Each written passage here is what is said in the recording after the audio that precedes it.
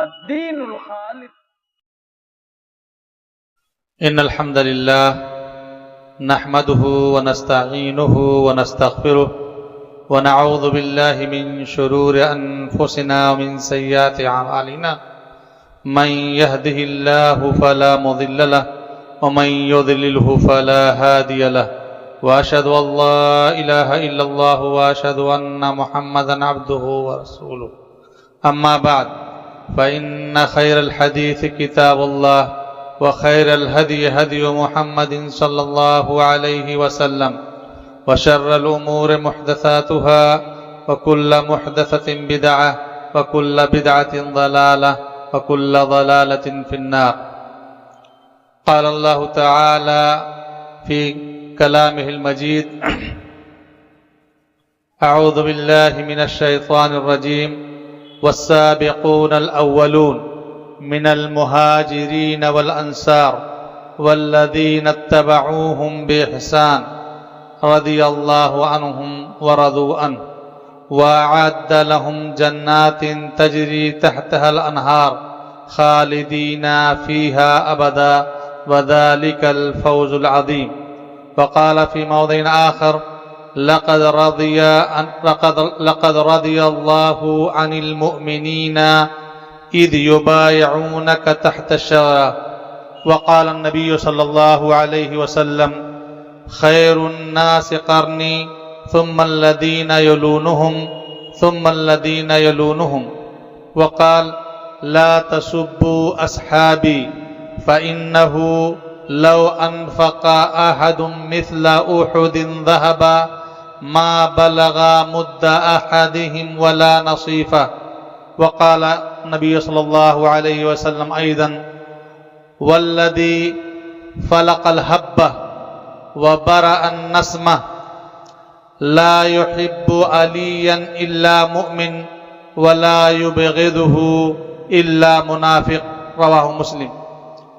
محترم بزرگان دین، سامعین کرام، اللہ تبارک و تعالی نے ہمارے اوپر بے پناہ انعام و اکرام کیا ہے. انہی انعامات و اکرامات میں سب سے بڑی نعمت دین اسلام کی نعمت ہے اور سنت رسول کی اتباع کی دولت ہے. آج کی یہ مجلس خلیفہ رابع حضرت علی رضی اللہ تعالی عنہ کی سیرت سے متعلق ہے. اللہ تبارک تعالیٰ ان تمام لوگوں کو جو اس طرح کے علمی پروگرام، دینی پروگرام کرتے ہیں، ان کو اس کا بہترین بدلہ دنیا و آخرت میں عطا فرمائے. اتحاد ابناء السلفیہ کے جملہ اراکین، ذمہ داران اور ان کے کارکنان سبھی لوگ مبارکبادی کے مستحق ہیں، کیونکہ علم، شرعی علم، دینی علم کا حصول یہ بہت ہی بڑی دولت ہے. صدقہ کرنا، خیرات کرنا ثواب ہے، لیکن علم کی نشر و اشاعت کرنا اس سے بڑا ثواب کا کام ہے. تو مبارکباد ہیں وہ سب کے سب لوگ جو اس طرح کے پروگرام منعقد کرتے ہیں، اور اسی طرح سے وہ لوگ جو اس طرح کے پروگرام میں شرکت کرتے ہیں. اللہ تبارک تعالیٰ ایسے لوگوں پر اپنی رحمتیں نازل فرماتا ہے. ایسے لوگوں کے لیے فرشتے دعائیں کرتے ہیں. طلب علم مدرسوں میں، مدرسے کے کلاس روم میں یہ محیط نہیں ہے، منحصر نہیں ہے، بلکہ اس کے لیے مسجدوں میں بھی دروس کا انتظام، یہ بھی علم کے نشر کی ایک صورت ہے. حضرت علی رضی اللہ تعالی عنہ خلیفہ رابع ہیں، چوتھے خلفائے راشدین میں چوتھے خلیفہ ہیں. نبی کریم صلی اللہ علیہ وسلم کے داماد ہیں. نبی کریم صلی اللہ علیہ وسلم کے چچیرے بھائی ہیں. حضرت علی رضی اللہ تعالی عنہ کا نسب نامہ علی ابن ابی طالب ابن عبد المطلب ابن ہاشم ابن قصی ابن عبد مناف ابن قصی ابن کلاب، اور ان کی ماں فاطمہ بنت اسد ابن ہاشم. تو نبی حضرت علی رضی اللہ تعالیٰ عنہ پہلے لڑکے ہیں جو جن کی ماں بھی ہاشمیہ ہیں اور ان کے والد بھی ہاشمی ہیں۔ یہ حضرت علی رضی اللہ تعالیٰ عنہ کو فضیلت حاصل ہے کہ دونوں کے دونوں ہاشمی ہیں۔ ہاشمی یعنی نبی کریم صلی اللہ علیہ وسلم کے خاندان کے ہیں۔ حضرت علی رضی اللہ تعالیٰ عنہ کے بارے میں نے جو آیت کریمہ تلاوت کی اس میں کچھ عموم ہے، اور جو حدیثیں بیان کی ہیں اس میں کچھ خصوصیت بھی ان کو حاصل ہے۔ جو آیت کریمہ میں نے تلاوت کی اس میں اللہ تبارک و تعالیٰ نے تمام مہاجرین صحابہ کرام کا، انصار صحابہ کرام کا، اور جو لوگ ان انصار اور مہاجرین صحابہ کرام کی اتباع کرتے ہیں، قیامت کے دن اتباع کریں گے، وہ سب کے سب لوگ اس میں داخل ہیں۔ اللہ تبارک و تعالیٰ نے فرمایا وَالسَّابِقُونَ الْأَوَّلُونَ مِنَ الْمُهَاجِرِينَ وَالْأَنصَارِ، جو لوگ مہاجرین و انصار میں سے سبقت کرنے والے ہیں ایمان کی طرف، وَالَّذِينَ اتَّبَعُوهُمْ بِإِحْسَانٍ، اور جن لوگوں نے ان لوگوں کی اتباع کی احسان کے ساتھ، رضی اللہ عنہم ورضوا عنہ، اللہ تبارک و تعالیٰ ایسے لوگوں سے راضی ہوا اور وہ اللہ تبارک و تعالیٰ کے انعام و اکرام سے راضی ہوئے، اور اللہ تبارک و تعالیٰ نے ایسے لوگوں کے لیے جنت تیار کر رکھا ہے جس جنت میں نہریں جاری ہوں گی اور اس میں وہ ہمیشہ ہمیشہ رہیں گے، اور یہ بہت بڑی کامیابی ہے۔ دوسری آیت کریمہ جو میں نے تلاوت کی اس میں اللہ تبارک و تعالیٰ نے فرمایا لَقَدْ رَضِيَ اللَّهُ عَنِ الْمُؤْمِنِينَ إِذْ يُبَايِعُونَكَ تَحْتَ الشَّجَرَةِ، کہ اللہ تبارک و تعالیٰ مومنین سے خوش ہو گیا، ان مومنین سے جو درخت کے نیچے بیعت کر رہے تھے، ان میں حضرت علی رضی اللہ تعالیٰ عنہ بھی تھے، اور یہ صلح حدیبیہ کا واقعہ ہے۔ آگے اس کی تفصیل انشاءاللہ آئے گی۔ اس کے بعد میں نے جو حدیثیں پڑھی ان حدیثوں میں پہلے اللہ کے نے فرمایا خیر الناس قرنی ثم الذین یلونہم ثم الذین یلونہم، عبداللہ ابن مسعود رضی اللہ تعالیٰ عنہ راوی ہیں، صحیحین کی حدیث ہے کہ اللہ کے نبی صلی اللہ علیہ وسلم نے فرمایا کہ تم میں سب سے بہتر زمانہ، سب سے بہتر لوگ میرے زمانے کے لوگ ہیں، یعنی صحابہ کرام، ثم الذین یلونہم، پھر ان کے بعد جو لوگ آئیں گے یعنی تابعین، ثم الذین یلونہم، پھر اس کے بعد لوگ ہیں یعنی تبع تابعین۔ دوسری روایت میں فرمایا کہ لا تسبوا اصحابی، میرے صحابہ کو گالیاں مت دینا، ان کو برا بھلا نہیں کہنا، کیوں؟ جو اللہ کے نبی کریم صلی اللہ علیہ وسلم کے ساتھ رہے روز اول سے، دین اسلام کی نشر و اشاعت میں لگے رہے، آپ کو کی ہر طرح سے مدد کی، دام در میں سخن اسلام کی راہ میں مصیبتیں اٹھائیں، ان کا کمپیئر کرنا، ان کا مقابلہ کرنا آج کے لوگوں کے بس کی بات نہیں۔ اللہ کے نبی صلی اللہ علیہ وسلم نے کہا نہ تو تم ان کی تحقیر کرنا، نہ ان کو گالی گلوچ دینا، نہ ہی ان کو برے القاب سے یاد کرنا، کیوں؟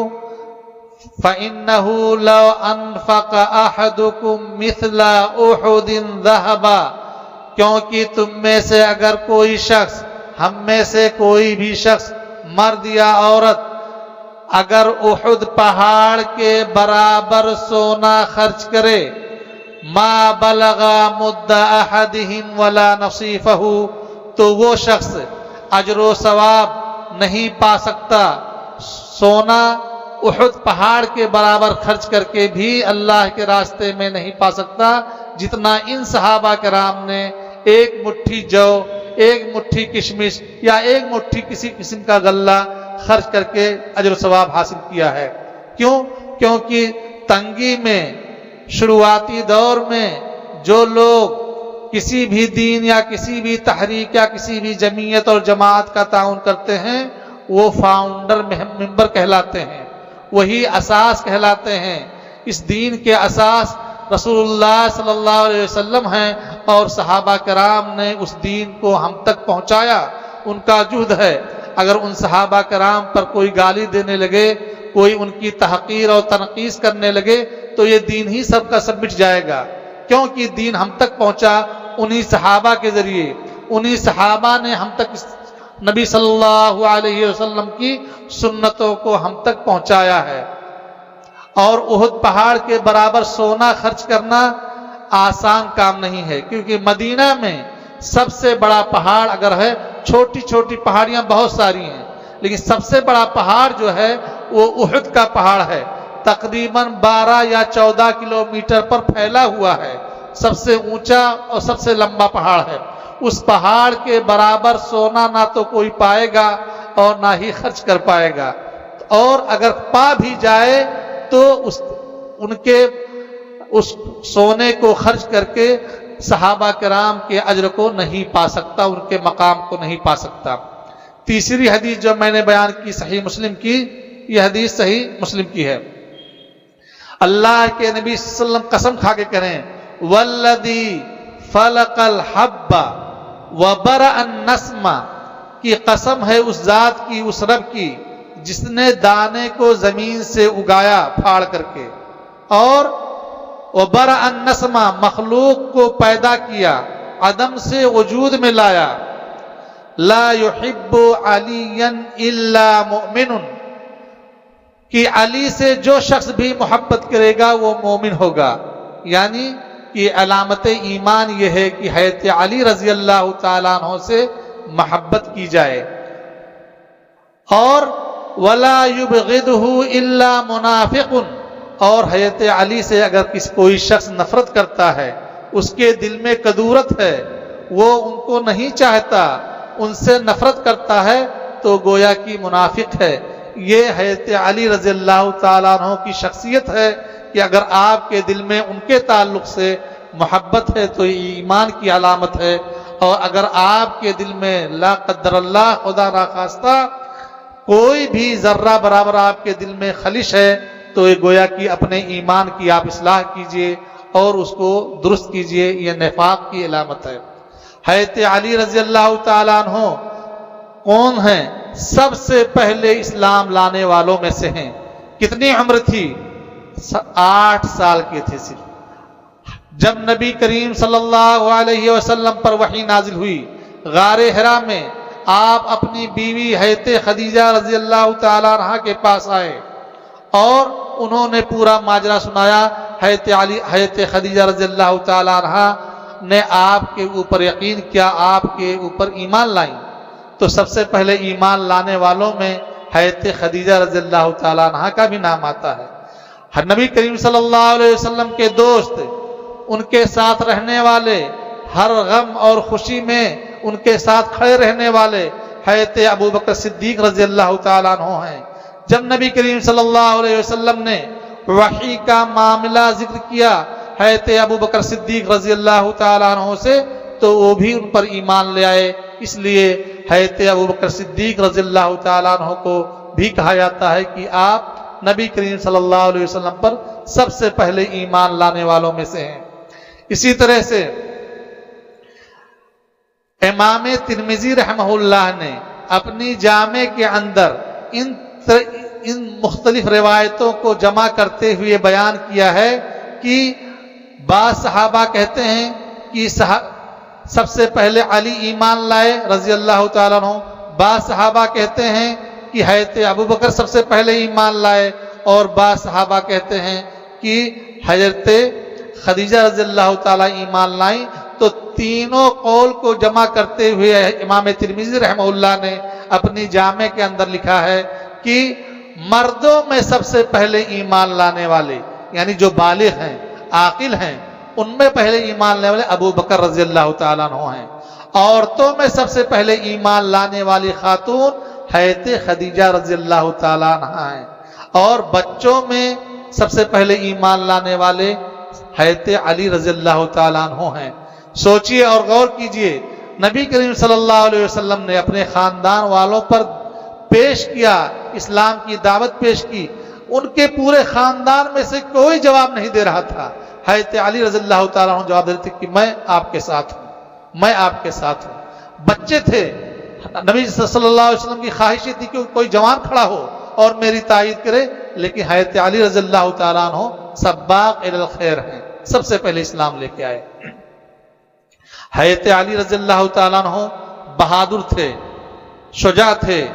दीन इस्लाम में दाखिल होने के बाद उन्होंने किसी की परवाह नहीं की। अपने वालिद मुहतरम अबू तालिब जो उनके चचा उनके वालिद हैं, उनसे भी नहीं पूछा कि अब्बू जान मैं क्या करूं। हालांकि अबू तालिब ईमान नहीं लाए थे और आखिर तक ईमान नहीं लाए, आखिर तक ईमान नहीं लाए। नबी करीम सल्लल्लाहु अलैहि वसल्लम के साथ वो हमेशा खड़े रहे, हर दुख में, हर गम में, हर मुसीबत में हज़रत अबू तालिब ने नबी सल्लल्लाहु अलैहि वसल्लम का साथ दिया। सोचिए, एक आदमी काफिर है, चचा है, अपने भतीजे को जानता है बिल्कुल कि ये बहुत ही नेक हैं, स्वालिह हैं, जो बात कहते हैं सच कहते हैं और झूठ नहीं बोलते, अमीन हैं, सादिक का लक़ब इनको मिला हुआ है और उनके साथ हर मुसीबत बर्दाश्त करने के लिए तैयार हैं। चुनांचे जब कुरैश ने तंग आकर के बनु हाशिम का बाइकाट कर दिया, माशरती और समाजी बाइकाट कर दिया कि ना तो इनसे खाना पीना करेंगे, ना इनसे लेन देन करेंगे, ना इनके साथ निकाह करेंगे, तो शेबे अबी तालिब में अबू तालिब लेकर के अपने पूरे खानदान को अलग हो गए और 3 साल तक वो मशक्कत और बर्दाश्त करते रहे। क्यों?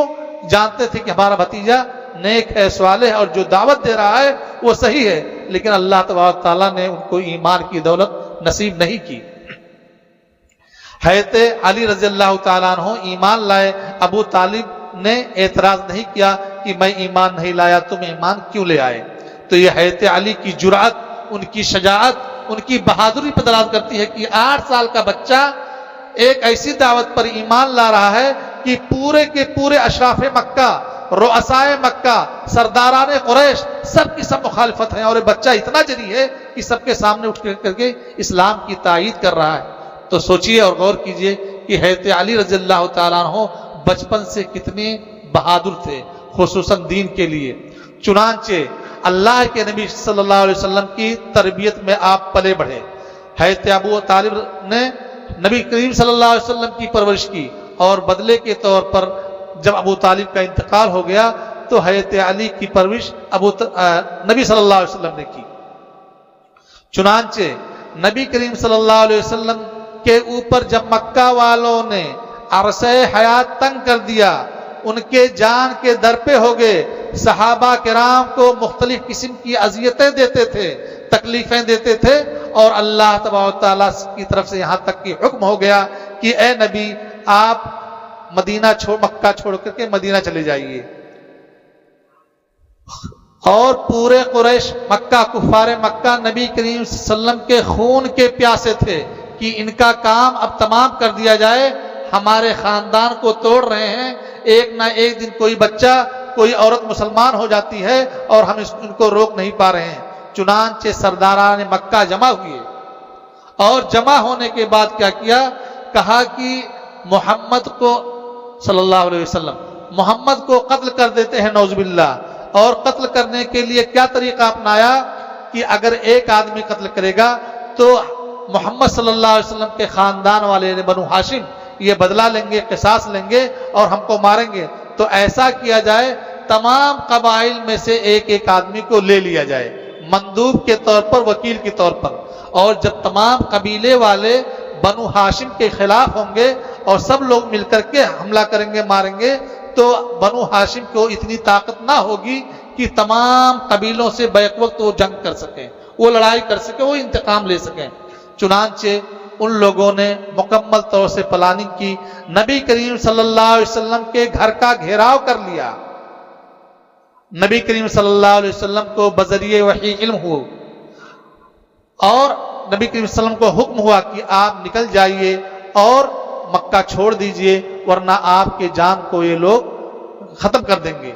चुनांचे नबी करीम सल्लल्लाहु अलैहि वसल्लम ने हिकमत और दानाई को अपनाते हुए और अल्लाह के हुक्म पर अमल करते हुए चुपके से रात में निकल गए। लेकिन रात में निकल करके भागना कमाल नहीं था, आदमी को हकीम होना चाहिए।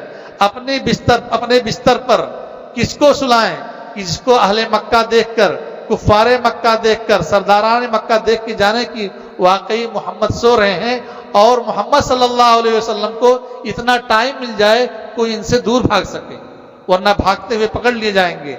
चुनांचे جس آدمی کو سلایا گیا بستر پر، سوچئے اور غور کیجئے، اپنے آپ کو تصور کیجئے کہ پورے مکہ کے تمام قبیلے متفق ہیں اس شخص کو مارنے کے لیے، اس شخص کے گھر کا گھیراؤ کیے ہوئے ہیں، اس کی بستر پر سونے کے لیے کس کو مقرر کیا گیا؟ اللہ کے نبی صلی اللہ علیہ وسلم نے حکم دیا، اے علی تم میرے بستر پہ سو جاؤ۔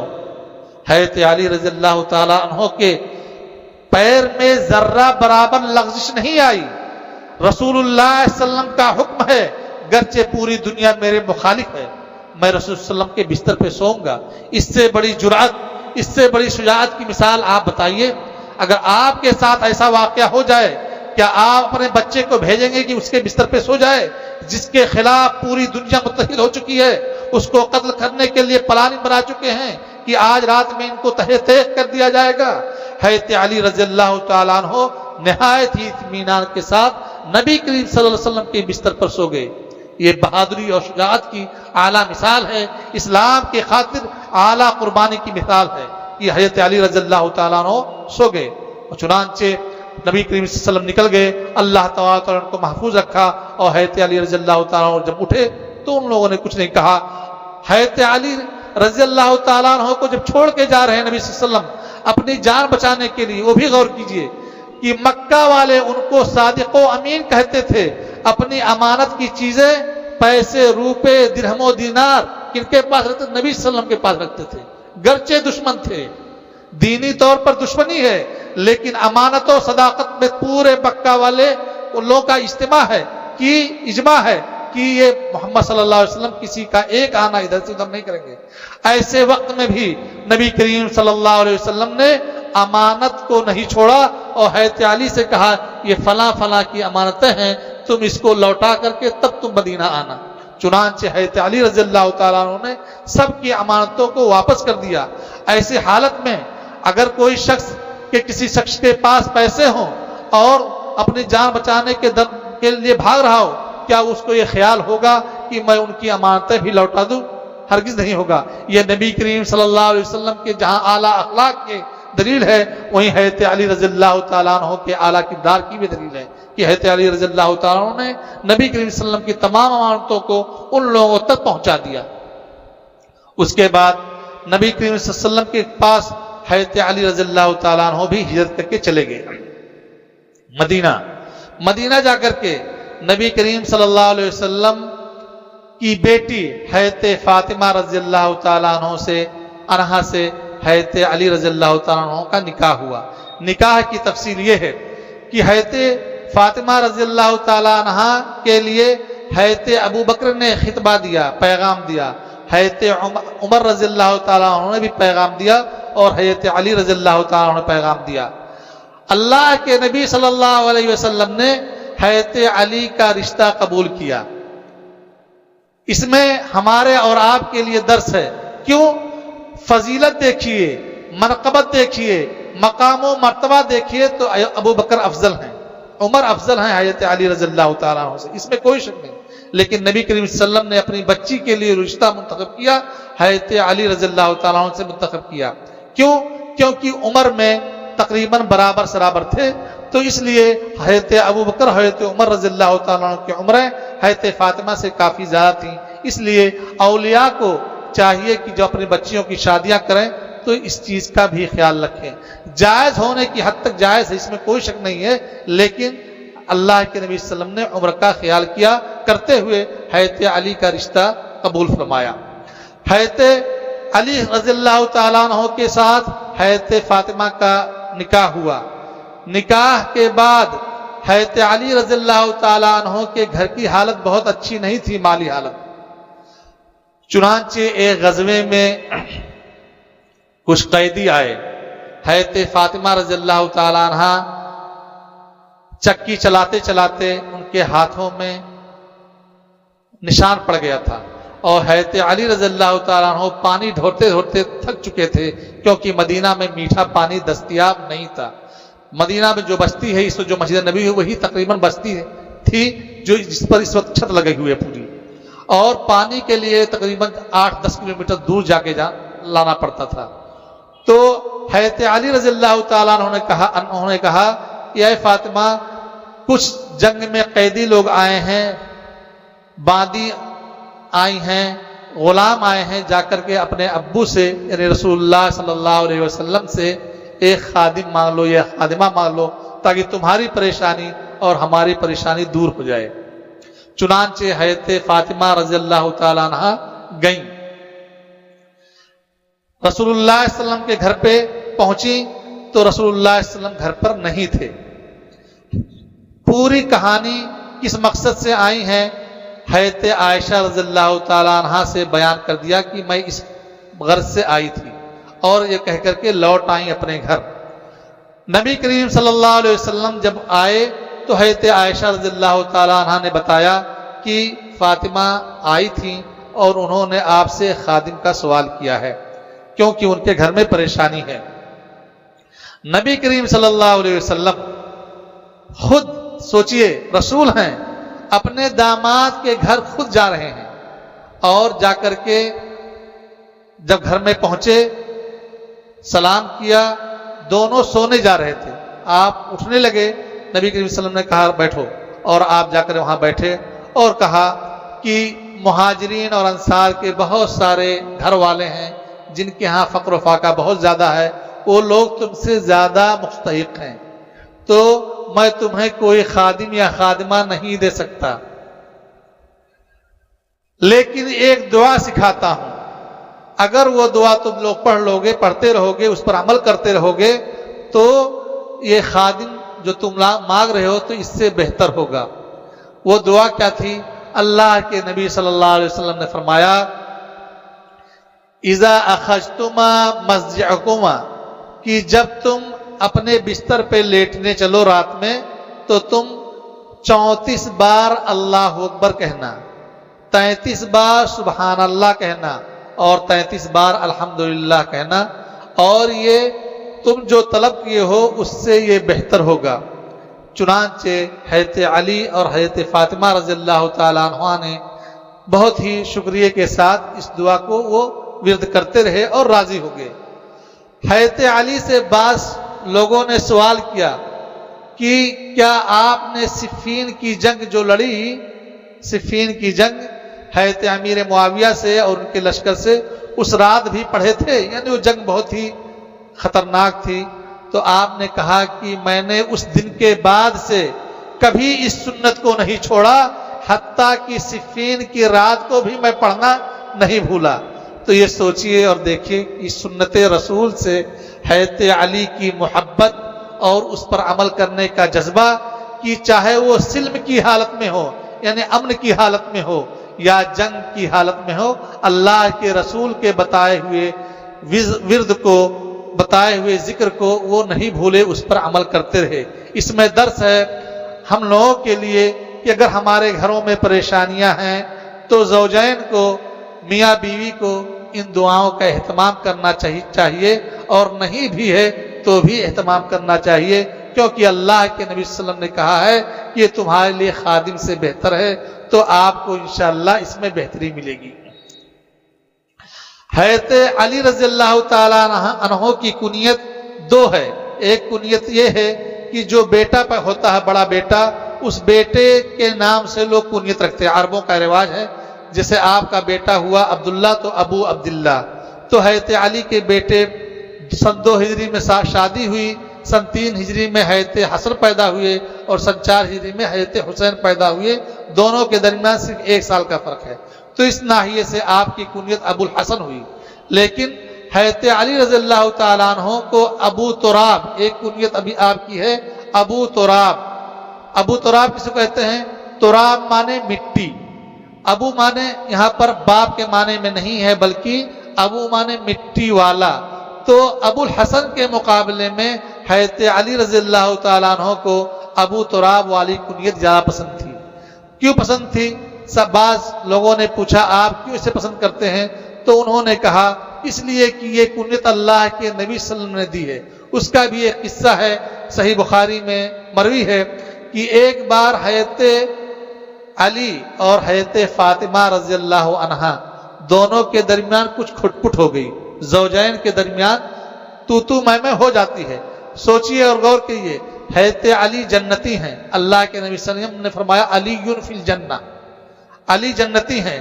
فاطمہ رضی اللہ تعالی عنہا کے بارے میں فرمایا کہ سیدۃ نساء اہل الجنہ، سیدۃ نساء الجنہ، کہ تمام جنت کی عورتوں کی سردار ہیں.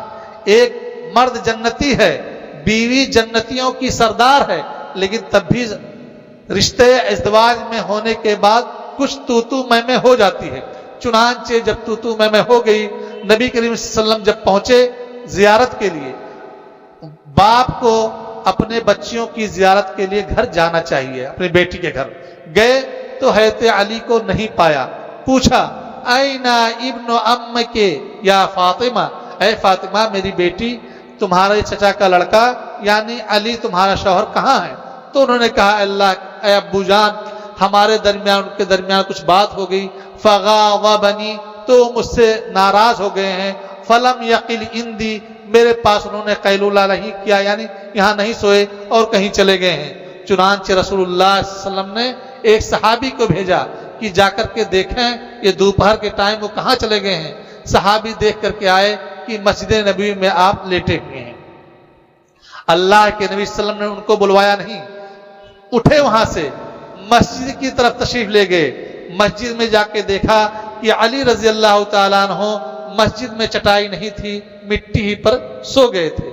کہا قم یا ابا تراب، یہ اے ابو تراب کھڑے ہو. قم یا ابا تراب، اے ابو تراب تم کھڑے ہو. ابو تراب اے مٹی والے، کیونکہ آپ کے جسم پر مٹی لگ گئی تھی. تو یہ سوچئے کہ کتنا پیارا لقب ہے، اور اسی لقب کو چونکہ اللہ کے نبی صلی اللہ علیہ وسلم نے اسی کنیت کو حضرت علی رضی اللہ تعالیٰ عنہ پسند کرتے تھے. اسی طرح حضرت علی رضی اللہ تعالیٰ عنہ نبی کریم صلی اللہ علیہ وسلم کے ساتھ جتنے غزوات ہوئے ہیں سب میں آپ شریک رہے ہیں، سب میں آپ شریک رہے، چاہے وہ غزوہ بدر ہو، غزوہ احد ہو، غزوہ بنو النذیر ہو، غزوہ خندق ہو، غزوہ صلح حدیبیہ ہو، غزوہ فتح مکہ ہو، سب میں آپ شریک رہے. اور سب میں ہلکی ہلکی میں حضرت علی رضی اللہ تعالیٰ کے کردار کیسا رہا میں مختصر انداز میں بیان کروں گا. جب بدر میں کفار مکہ سے جنگ کی نوبت آ گئی، جنگ کی نوبت آ گئی، نبی کریم صلی اللہ علیہ وسلم جنگ کے لیے نہیں گئے تھے، بلکہ چونکہ اہل مکہ نے نبی صلی اللہ علیہ وسلم اور آپ کے ساتھیوں کو بھگا دیا تھا، تمام مسلمان اپنا گھر بار مال دولت سب کچھ چھوڑ کے چلے آئے تھے، صرف اپنا جسم لے کر مدینہ میں. تو اللہ کے نبی صلی اللہ علیہ وسلم کو حکم ہوا کہ آپ یہ مشرکین مکہ، یہ قریش کے لوگ جو تجارت کرتے ہیں شام سے لے کر کے مکہ، تو شام سے لے کر مکہ جو جاتے ہیں پھر تجارت کے سامان کو لے کر کے، تو ان مال کو آپ لے سکتے ہیں، چھین سکتے ہیں، کیونکہ ان لوگوں نے آپ کے تمام مال کو قبضہ کر لیا ہے. تو بدر کے مقام سے یہ لوگ جا رہے تھے. نبی کریم صلی اللہ علیہ وسلم چند ساتھیوں 313 ساتھیوں کے ساتھ اس مال کو لینے کے لیے جو شام سے لے کر کے آ رہے تھے اونٹوں پر لاد کر کے، اس کو لینے کے لیے گئے. لیکن ابو سفیان نے حرب جو اس وقت مسلمان نہیں ہوئے تھے، انہوں نے دیکھا اور اپنا ایک قاصد دوڑا دیا، اور ابو جہل جو مکہ میں بیٹھا ہوا تھا اس کو کہا کہ ہماری مدد کیجئے، اور یہ لوگ ہمارا مال چھیننے کے لیے آئے ہوئے ہیں. چنانچہ ابو جہل بہت ناراض ہوا اور 1000 کی لشکر لے کر کے آ گیا. اچانک صحابہ کرام جو نبی صلی اللہ علیہ وسلم کے ساتھ تھے صرف ایک گھڑ سوار تھا، بغیر تیاری کے گئے تھے، صرف مال چھیننے کے لیے غرض گئے تھے. لیکن یہاں نوبت یہ آ گئی کہ اب تو جنگ کرنا ہے. اسی لیے اللہ کے نبی صلی اللہ علیہ وسلم روتے تھے، دعا کرتے تھے کہ اللہ اگر آج کے دن یہ چھوٹی سی جماعت ہلاک ہو گئی تو تیری دنیا میں عبادت کرنے والا کوئی نہیں بچے گا. چنانچہ صبح لشکر کشی ہوئی، مشرکین کی طرف سے 3 نوجوان نکلے، مسلمانوں کی طرف سے 3 انصاری صحابہ نکلے. تو قریش کو اتنا گھمنڈ، اتنا ناز تھا، اتنا غرور تھا کہ انہوں نے کہا کہ ان انصاریوں سے ہم نہیں لڑیں گے، یہ سب کھیتی باڑی کرنے والے لوگ، ان سے ہم کیا لڑیں، ہمارے مقابلے میں مکہ والوں کو بھیجو. چنانچہ اللہ کے نبی صلی اللہ علیہ وسلم نے 3 لوگوں کو جو چنا وہ کون تھے؟ حضرت حمزہ ابن عبد المطلب، نبی صلی اللہ علیہ وسلم کے چچا، حضرت علی ابن ابی طالب، اور حضرت عبیدہ ابن حارث. ان 3 صحابہ کو چنا اور تینوں نے اپنے مقابل کو فوراً ختم کر دیا اور لڑائی ہوئی اور فتح یاب ہوئے. اسی کے بارے میں یہ آیت کریمہ نازل ہوئی، حاذان خصمان اختصموا فی ربہم، کہ یہ دو گروہ ہے، یہ دو لڑنے والے ہیں جو اپنے رب کے بارے میں لڑے، کیونکہ سب سے پہلا مارکا کفر اور شرک کا دو بدو سامنے جو ہوا وہ بدر کا مارکا تھا، اور اس میں سب سے پہلے تلوار چلانے والے حضرت حمزہ ابن عبد المطلب رضی اللہ تعالیٰ عنہ اور حضرت عبیدہ ابن حارث رضی اللہ تعالیٰ عنہ اور حضرت علی بن ابی طالب رضی اللہ تعالیٰ عنہ۔ یہ فضیلت ہے کہ حضرت علی بن ابی طالب رضی اللہ تعالیٰ عنہ نڈر تھے، ڈرنے والے نہیں تھے، بہادر تھے اور ہر چیز میں آگے رہتے تھے۔ غزوہ احد میں جب نبی کریم صلی اللہ علیہ وسلم سن 3 ہجری میں، غزوہ بدر سن 2 ہجری میں، سن 3 ہجری میں جب بدر کا انتقام لینے کے لیے کفار مکہ مدینہ پر چڑھ دوڑائے اور کہا کہ مدینہ والوں کو وہیں ختم کر دیتے ہیں، نبی کریم صلی اللہ علیہ وسلم بہت پریشان ہوئے اور مشورہ کیے کہاں پر جنگ کی جائے۔ صحابہ کرام نے کہا باہر جا کر کی جائے۔ باہر جنگ ہوئی، تفصیل آپ لوگ جانتے ہیں۔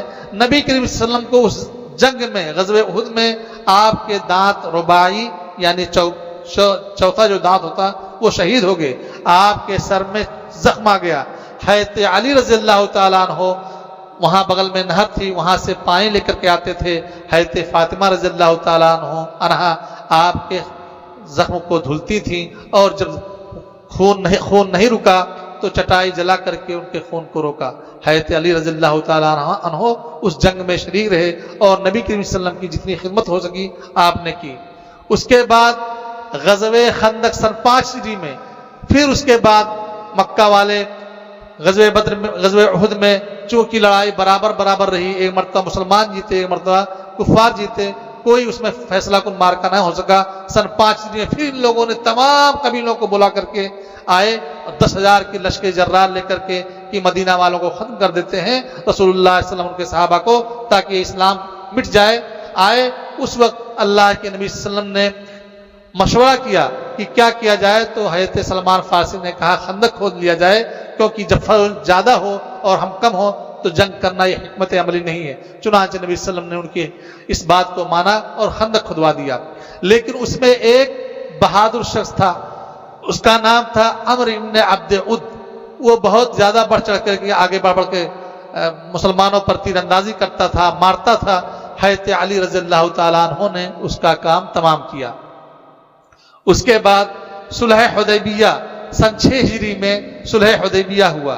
نبی کریم صلی اللہ علیہ وسلم صحابہ کرام کو لے کر کے مکہ عمرہ کرنے کے لیے نکلے، لیکن مکہ جب عمرہ کرنے کے لیے نکلے تو حدیبیہ ایک جگہ ہے، وہاں آ کر کے کفار مکہ نے روک دیا کہ آپ آگے نہیں بڑھ سکتے ہیں، اب ہم لوگ آپ کو اجازت نہیں دیں گے، مکہ آ کر کے آپ طواف نہیں کریں۔ چنانچہ نبی کریم صلی اللہ علیہ وسلم نے کہا ٹھیک ہے، کوئی بات نہیں ہے، ہم معاہدہ کر لیتے ہیں کہ ہم لڑائی نہیں کریں گے، تاکہ نبی صلی اللہ علیہ وسلم یہ چاہ رہے تھے کہ ہم تیاری کر لیں مکمل طور سے کفار مکہ کی۔ آپ نے صلح کر لیا۔ صلح کرنے میں چونکہ حضرت علی رضی اللہ تعالیٰ کتابت جانتے تھے، لکھنا جانتے تھے، پڑھنا جانتے تھے، وہ معاہدہ جو لکھنا تھا اس کے لیے نبی کریم صلی اللہ علیہ وسلم نے حضرت علی کو بھیجا۔ حضرت علی نے لکھا کہ ھذا ما کاتبناہ من محمد رسول اللہ صلی اللہ علیہ وسلم، یہ معاہدہ ہم لکھ رہے ہیں محمد رسول اللہ صلی اللہ علیہ وسلم کی جانب سے۔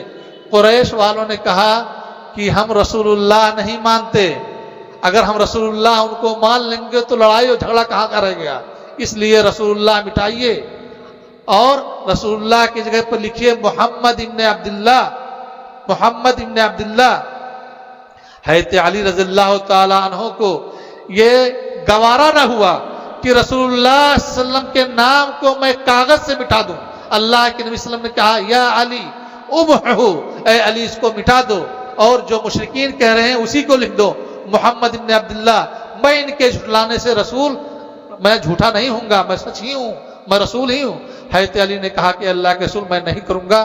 چنانچہ نبی صلی اللہ علیہ وسلم نے کہا کہ بتاؤ کہاں لکھو ہو، آپ صلی اللہ علیہ وسلم نے اپنی انگلی سے مٹا دیا۔ حضرت علی رضی اللہ تعالیٰ عنہ کا یہ دور ہے، یہ آپ کے نے برداشت نہیں کہ رسول اللہ صلی اللہ علیہ وسلم کا نام مٹاؤں۔ صلح حدیبیہ کے بعد اگلے سال کیا ہوا؟ عمرۃ القضاء، یعنی یہ ہوا کہ اس سال آپ لوگ عمرہ نہیں کریں، اگلے سال کریں گے، اگلے سال کریں گے، آئندہ سال۔ عمرۃ القضاء میں آپ لوگ نبی صلی اللہ علیہ وسلم صحابہ کرام گئے عمرہ کرنے کے لیے سن 8 ہجری میں عمرہ کرنے کے لیے گئے. عمرہ کر کے جب لوٹنے لگے تو حضرت حمزہ رضی اللہ تعالیٰ عنہ کی بیٹی حضرت فاطمہ بنت حمزہ وہ آئیں اور ان حضرت علی کو پکڑ کے کہنے لگیں یا امی یا ام، اے چچا اے چچا. تو انہوں نے کہا کہ اے فاطمہ اپنی بیوی فاطمہ بنت محمد سے کہ ان کو لے لو اور ان کی کفالت کرو. تو اس پر حضرت جعفر بن ابی طالب رضی اللہ تعالیٰ عنہ جو حضرت علی کے سگے بھائی ہیں انہوں نے کہا کہ نہیں، ان کی کفالت میں کروں گا کیونکہ حمزہ اب رہ نہیں گئے ہیں، یہ یتیمہ ہے، میں کفالت کروں گا. تو کہا حضرت علی نے کہا کہ نہیں میں کروں گا کیونکہ ہذا ابن عمی ہذہ ابنۃ عمی کہ یہ میرے چچا کی بیٹی ہے اس لیے میں کروں گا.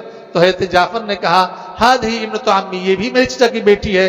اور دوسرا چیز کہا وخالتها تحتی، اس کی خالہ میری نکاح میں ہے، یعنی میرا ڈبل رشتہ ہے. حضرت زید بن حارثہ رضی اللہ تعالیٰ عنہ نے کہا کہ نہیں اس کی کفالت میں کروں گا. اور کہا ہذا ابن عمی ہذا ابن اخی، یہ میرے بھائی کی بیٹی، ابن تو اخی یہ میرے بھائی کی بیٹی ہے. تو نبی صلی اللہ علیہ وسلم کے پاس معاملہ گیا کہ ایک بیٹی ہے اور 3 لوگ کفیل تیار ہیں. تو نبی صلی اللہ علیہ وسلم نے کہا کہ الخالۃ بمنزلۃ الام، کہ خالہ جو ہے یہ ماں کے قائم مقام ہوتی ہے، تو خالہ اس کی پرورش کرے گی. تو جعفر بن ابی طالب کے حصے میں آئیں. یہ دیکھیے ایک بچی کی پرورش کے لیے صحابہ کرام آپس میں کر رہے ہیں. اور ہم اور آپ ہیں آج کل ماڈرن زمانے میں بچیوں کی پرورش سے گھبراتے ہیں، ان کو ناپسند کرتے ہیں. حالانکہ اللہ کے نبی صلی اللہ علیہ وسلم نے بچیوں کی پرورش پر جنت کی بشارت دی ہے، جہنم سے نجات کی بشارت دی ہے. اللہ کے نبی صلی اللہ علیہ وسلم نے فرمایا من عالی جاریتین، جس شخص نے 2 بچیوں کی کفالت کی، وَأَدَّبَهُمَا، اور ان کی اچھے سے تادیب کی، تعلیم دیا، تو اللہ تبارک و تعالیٰ ان کو جہنم سے نجات کا پردہ بنا دے گا، ستر بنا دے گا. چنانچہ اللہ کے نبی صلی اللہ علیہ وسلم نے کہا، تینوں لوگوں کو دلاسا دیتے ہوئے اللہ کے نبی صلی اللہ علیہ وسلم نے حضرت علی سے کہا انت منی وانا منک، کہ اے علی تم مجھ سے ہو میں تم سے ہوں، یعنی ہم دونوں کا خاندان ایک ہی ہے، ایک ہی قبیلے سے ہیں. اور حضرت جعفر سے کہا انت اشبہنا خلقا و خلقا، کہ تم مجھ سے خلق میں یعنی حسن اخلاق میں اور صورت میں ہم سے مشابہ ہو. اور ان سے کہا حضرت زید سے کہا انت مولانا و اخونا، کہ آپ ہمارے بھائی ہیں اور ہمارے آزاد کردہ غلام ہیں. تو یہ حضرت علی رضی اللہ تعالیٰ عنہ نے. اس کے بعد سن 8 ہجری میں فتح مکہ کا واقعہ. فتح مکہ کے لیے اللہ کے نبی صلی اللہ علیہ وسلم سے جو معاہدہ ہوا تھا، اس معاہدے کی کفار مکہ نے خلاف ورزی کر دی. جب خلاف ورزی کر دی تو اللہ کے نبی صلی اللہ علیہ وسلم نے مکہ والوں کی سرکوبی کے لیے، ان کے گھمنڈ اور غرور کو توڑنے کے لیے کہ اب ہم لوگ ہمیشہ دبے نہیں رہیں گے، ان سے بدلہ لیں گے اور انہی کے گھر جا کر کے ماریں گے. چنانچہ اللہ کے نبی صلی اللہ علیہ وسلم نے تیاری شروع کی تو حضرت حاتب بن ابی بلتعہ رضی اللہ تعالیٰ عنہ ایک صحابی ہیں، انہوں نے خط لکھ دیا، خط لکھ کر کے دے دیا اہل مکہ کو کہ رسول اللہ صلی اللہ علیہ وسلم آپ لوگوں پر چڑھائی کرنے والے ہیں. یہ خط ایک عورت کو دیا. اس عورت نے خط لے کر کے وہ عورت چلی گئی مکہ والوں کو خبردار کرنے کے لیے. جنگی ناحیے سے یہ بہت بڑا جرم ہے کہ آدمی جس پر وہ کرنے والا ہے، جنگ کرنے والا جس سے، اس کو اطلاع ہو جائے، کیونکہ دشمن کو اچانک حملہ کرنے سے آدمی وہ کامیاب ہوتا ہے، فتح یاب ہوتا ہے. حضرت نبی صلی اللہ علیہ وسلم کے پاس وحی آئی، جبریل آئے اور انہوں نے کہا کہ فلاں نے خط لکھا ہے اور فلاں عورت کو دیا ہے، یہ عورت لے کے جا رہی ہے خط، اور فلاں روضت خاک میں، خاک ایک خاک جگہ ہے مکہ اور مدینہ کے بیچ میں ایک جگہ ہے، ایک وادی ہے، وہاں پر یہ عورت پہنچ چکی ہے، آپ اس خط کو منگوا لیجئے ورنہ یہ آپ کی پلاننگ ناکام ہو سکتی ہے. اللہ کے نبی صلی اللہ علیہ وسلم نے کن کو اختیار کیا؟ حضرت علی رضی اللہ تعالیٰ کو اختیار کیا، اور ان کے ساتھ حضرت مقداد کو اور ایک اور صحابی، 3 صحابی کو بھیجا اور کہا فلاں وادی میں جاؤ، وہاں ایک عورت ہوگی، اس کے پاس ایک خط ہوگا، اس خط کو چھین کر کے لے آؤ. چنانچہ یہ لوگ گئے اور اس عورت کو اسی وادی میں پایا. اس عورت سے کہا ائتن الکتاب، وہ خط ہم کو دو. تو اس عورت نے کہا کہ ہمارے پاس کوئی خط نہیں ہے. تو انہوں نے کہا ائتن الکتاب وَإِلَّا نَخْلَعُكِ مِنَ الثِّيَابِ، کہ یہ خط دو ورنہ ہم تمہارا کپڑا پورا اتار دیں گے گرچہ تم عورت ہو. کیوں؟ اللہ کے رسول نے بھیجا ہے، وہی ان کے پاس آئی ہے، ایسے ویسے نہیں کہہ رہے ہیں، وہ جھوٹ نہیں بول رہے ہیں. چنانچہ اس عورت نے پیچھے اپنے بالوں کی چوٹی میں خط کو چھپائی ہوئی تھی نکال کر کے دیا. جب دیکھا کہ ہم اب مجبور ہو چکے ہیں، ہم کو دینا ہی پڑے گا، تو دیا. خط لے کر کے حضرت علی رضی اللہ تعالیٰ عنہ اور ان کے ساتھ جو دیگر دو صحابی تھے وہ لوگ آئے. نبی کریم صلی اللہ علیہ وسلم نے حضرت حاتب بن ابی بلتع رضی اللہ تعالیٰ عنہ کو بلوایا. تو حضرت حاتب بن ابی بلتع رضی اللہ تعالیٰ عنہ نے کہا کہ اے اللہ کے رسول، میں نے کفر کی وجہ سے یا نفاق کی وجہ سے ایسا نہیں کیا ہے، بلکہ میں نے دیکھا کہ جتنے مہاجرین ہیں سب کے کوئی نہ کوئی خاندان والے وہاں پر ہیں، ہمارے خاندان کا کوئی نہیں ہے. ان کے لیے میں نے خط لکھ دیا تھا کہ اس سے میرا احسان ہوگا اہل مکہ پر، اور اللہ تبارک و تعالیٰ آپ کو تو فتح دے گا ہی دے گا. حضرت عمر رضی اللہ تعالیٰ عنہ کھڑے ہوئے اور آپ نے کہا کہ اے اللہ کے رسول، حکم دیجئے کہ میں اس منافق کا سر قلم کر دوں. اللہ کے نبی صلی اللہ علیہ وسلم نے کہا کہ نہیں. کیوں؟ کہ اللہ کے نبی صلی اللہ علیہ وسلم نے وہ جملہ کہا کہ یہ اہل بدر میں سے ہیں، یہ اہل بدر، حاتب بن ابی بلتع اہل بدر میں سے ہیں، اور اللہ تبارک و تعالیٰ نے اہل بدر کے تمام گناہوں کو معاف کر دیا ہے اور ان کے لیے جنت ہے. اور کہا اعملوا ما شئتم فقد غفرت لکم، اے اہل بدر تم جو بھی چاہو کرو، ہم نے تم کو معاف کر دیا. کیوں؟ تو حضرت علی رضی اللہ تعالیٰ عنہ بھی اہل بدر میں سے ہیں. ان کی ہی یہ فضیلت ہے، صرف حاتب بن ابی بلتع نہیں بلکہ جتنے صحابہ کرام بدر میں داخل ہیں سب کی یہ فضیلت ہے. سن 10 ہجری میں، یہ سن 9 ہجری میں، سن 8 ہجری فتح مکہ کا واقعہ ہے کہ اللہ کے نبی صلی اللہ علیہ وسلم نے ہر غزوے میں حضرت علی رضی اللہ تعالیٰ عنہ کا ایک کردار رہا ہے. اس کے بعد سن 9 ہجری میں غزوہ حنین ہوا، اس میں بھی نبی کریم صلی اللہ علیہ وسلم کے ساتھ آپ بہت ہی جواں مردی کے ساتھ لڑے. جب فتح مکہ ہوا، فتح مکہ میں اللہ کے نبی صلی اللہ علیہ وسلم نے ان کو کمانڈر بنایا اور آپ نے فتح مکہ میں بڑا اہم رول ادا کیا. اسی طرح سے حج جب آپ نے کیا، سن 10 ہجری میں حج کیا، تو حج میں پہلے جو حج کیا تو حضرت ابو بکر رضی اللہ تعالیٰ عنہ کو بھیجا اور آپ نے حج نہیں کیا. کیوں؟ اس زمانے میں لوگ ننگے ہو کر کے طواف کرتے تھے، مرد ہو یا عورت.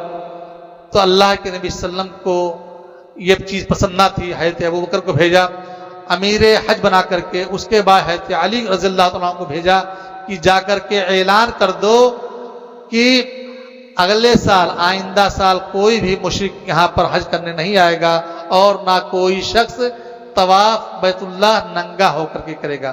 پھر آپ صلی اللہ علیہ وسلم اگلے سال آپ نے حج کیا. تو اس طرح سے ہم دیکھتے ہیں کہ نبی کریم صلی اللہ علیہ وسلم کے ہر کام میں، ہر غزوہ میں، ہر اہم موڑ پر حضرت علی رضی اللہ تعالیٰ عنہ کا ایک روشن کردار ہے.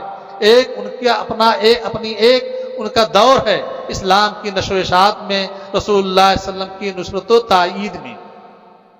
جب رسول اللہ صلی اللہ علیہ وسلم کی وفات ہو گئی سن 11 ہجری میں، اس کے بعد تھوڑا سا معاملہ میں کچھ پیچیدگی آ گئی. پیچیدگی یہ آئی کہ نبی کریم صلی اللہ علیہ وسلم کی وفات کے بعد جو رسول اللہ صلی اللہ علیہ وسلم کے اموال تھے، اموال غیر منقولہ، فدق کی زمین تھی، خیبر کی زمین تھی اور بہت سی زمینیں تھیں. تو نبی کریم صلی اللہ علیہ وسلم کے وفات کے بعد حضرت فاطمہ رضی اللہ تعالیٰ عنہا یہ چاہتی تھی کہ نبی صلی اللہ علیہ وسلم کی میراث میں ہم کو حق ملے، میں بیٹی ہوں. اور حضرت علی رضی اللہ تعالیٰ عنہ بھی چاہتے تھے اور حضرت ابن عباس رضی اللہ تعالیٰ عنہ بھی چاہتے تھے. اللہ کے رسول کے یار غار حضرت ابوبکر صدیق رضی اللہ تعالیٰ عنہ نے کہا کہ میں نے رسول اللہ صلی اللہ علیہ وسلم سے یہ حدیث سنی ہے کہ نحن معاشر الانبیاء، کہ ہم انبیاء کی جماعت لا نورث، کہ ہم وارث جو مال چھوڑتے ہیں وہ وراثت میں نہیں تقسیم کی جاتی ہے. ما ترکنا صدقہ، جو کچھ ہم چھوڑتے ہیں وہ اللہ کے راستے میں صدقہ ہوتی ہے. حضرت علی، حضرت فاطمہ اور دیگر صحابہ کرام جو رشتہ دار تھے وہ چاہتے تھے کہ نبی کریم صلی اللہ علیہ وسلم کے چھوڑے ہوئے جائیداد جو زمین ہے اس میں سے مل جائے. حضرت ابوبکر رضی اللہ تعالیٰ عنہ نے کہا کہ نہیں، ہم اللہ کے رسول کی سنت پر عمل کرتے ہوئے آپ لوگوں کو نہیں دے سکتے ہیں. 6 مہینے کے بعد حضرت فاطمہ رضی اللہ تعالیٰ عنہ کا انتقال ہوا. حضرت ابو بکر رضی اللہ تعالیٰ عنہ خلیفہ بنے، آپ نے حضرت ابو بکر سے بیعت کی، اس کے بعد آپ کے وزیر کی طرح سے آپ نے کام کیا، آپ کے دل میں بالکل نفرت نہیں تھی۔ جب حدیث معلوم ہو گئی آپ لوگ مطمئن ہو گئے کہ ہاں ہمیں اب مال نہیں ملنے والا ہے۔ حضرت عمر رضی اللہ تعالیٰ عنہ خلیفہ بنے، حضرت عمر کے ساتھ بھی وزیر کی طرح سے حضرت علی رضی اللہ تعالیٰ عنہ نے کام کیا۔ اسی طرح سے حضرت عثمان غنی رضی اللہ تعالیٰ عنہ جب خلیفہ بنے تو ان کے ساتھ بھی آپ نے وزیر کی طرح سے کام کیا، اور بہت ہی محنت کے ساتھ اسلامی خلافت کو وسیع وسعت دینے میں آپ نے ان کا تعاون کیا، کوئی اختلاف نہیں رہا۔ اس کے بعد حضرت عثمان غنی رضی اللہ تعالیٰ عنہ کی شہادت کے بعد آپ کو خلیفہ بنایا گیا۔ سن 35 ہجری کے آخر میں، سن 35 ہجری میں حضرت عثمان غنی کو رضی اللہ تعالیٰ عنہ کو خوارج نے قتل کر دیا، ظلماً مظلوم سوم کی ہاتھ میں ان کے گھر میں۔ اس کے بعد انہی خوارج میں سے کچھ لوگ اور دیگر صحابہ کرام نے حضرت علی رضی اللہ تعالیٰ عنہ کے ہاتھ پر بیعت کر لیا۔ اب معاملہ وہیں پر جن لوگوں نے حضرت عثمان غنی رضی اللہ تعالیٰ عنہ کے خلاف واویلا کیا تھا، اس میں سے بہت سارے لوگ حضرت علی کے ساتھ ہو گئے تھے۔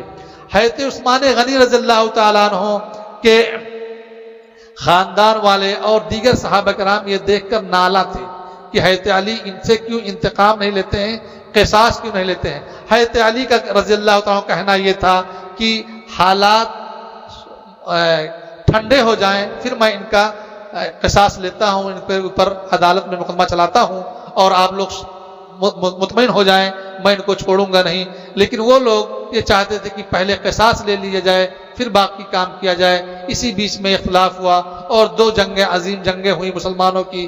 ایک جنگ صفین جو حضرت علی رضی اللہ تعالیٰ عنہ اور حضرت امیر معاویہ کے درمیان ہوا، اور دوسرے جنگ حضرت زبیر ابن عوام، حضرت طلحہ ابن عبید اللہ، حضرت عائشہ ایک طرف اور حضرت علی ایک طرف، جنگ جمل کے نام سے مشہور ہے۔ کیونکہ حضرت عائشہ رضی اللہ تعالیٰ عنہ اس جنگ کی قیادت کر رہی تھی اور اونٹ پر سوار تھی۔